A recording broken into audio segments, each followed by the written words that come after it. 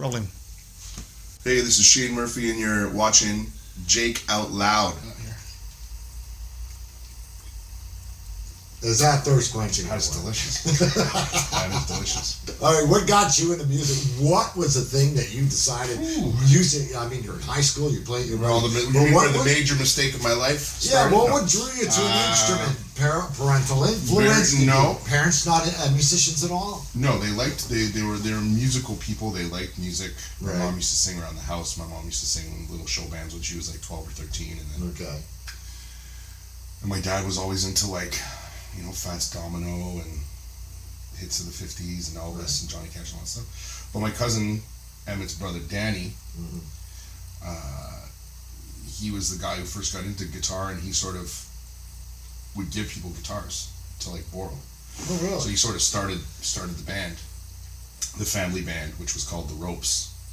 Anyways, long story short, so he gives me a guitar when I'm 10, and it was an Ibanez Les Paul copy of a Gibson, and he said, "Do you want a guitar?" I said, "Yeah." And I had it for 2 years, and then he came back and he's like, "Well, play me something." And I was just sort of sitting there in the corner. I just thought it was cool that I had a guitar. I was the only kid on the block, from the mean streets of Verdun. I was the only kid that had an electric guitar. So, anyways, so he goes, "Well, I couldn't play anything." So he said, "Well, if you don't, start to play, I need to take it back." And right around that time, Back to the Future, the first one had come out, and it was a big thing. Johnny B. Good was because Michael J. Fox does Johnny B. Good, the scene, and Marvin, Chuck, it's your cousin Marvin, that new sound you've been looking for? I think I found it. Anyway, so that sort of put me on the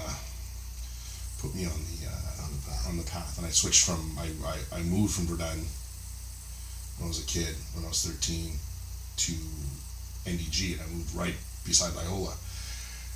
And I was going to Verdun Catholic, and then I switched to Loyola, which was a big change for me. It was co-ed high school to all boys. Right.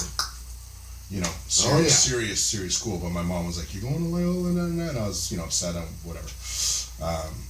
Anyways, I ended up going to Loyola, and that was a very guitar-centric high school. Everybody played guitar. It was a thing. Oh, really? Yeah. So it was they had different little offices. There was a chaplain named Father Brennan, and his office was open during lunch hour, and you just have a beat up Spanish guitar, and you could go in there and play, and it was a thing. Who could play Johnny B. Good, who could play,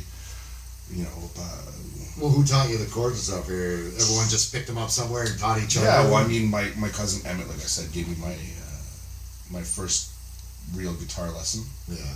With the chords. Pass me the guitar for a second. Is it tuned? Oh, probably, almost. Okay, so he gave me my first guitar lesson was chords that go together. Okay, C, D, and G, Okay. something like that. Right, so he wrote out in a book, so. And then he wrote A-D-E. And B.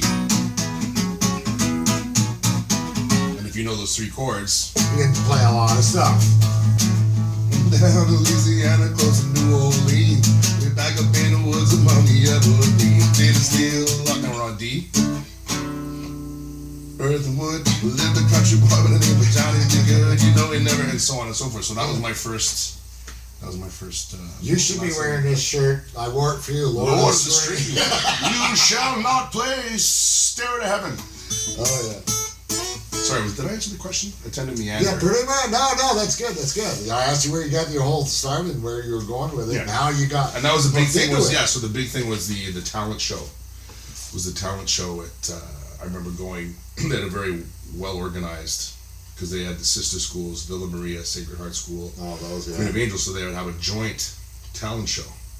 So the only time that you see girls was at the dance, or the walkathon, or the Winter Carnival, or the talent show. Right. So my biggest dream was to one day play the talent show with my band.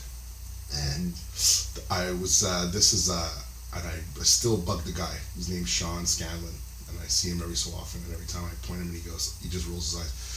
So the band, it was my first, I'm talking about Lord of the Rings, more like Game of Thrones. Yeah. A lot of changing. The band, we had a band and we were going to play, and we were in Sec 5, grade 11, we were going to play, and the band broke up like 3 months before the show. Right. But then it reformed with a new name, but there was a personnel change and I wasn't in the band.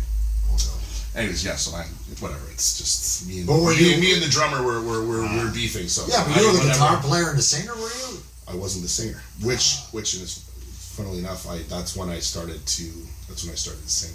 Okay.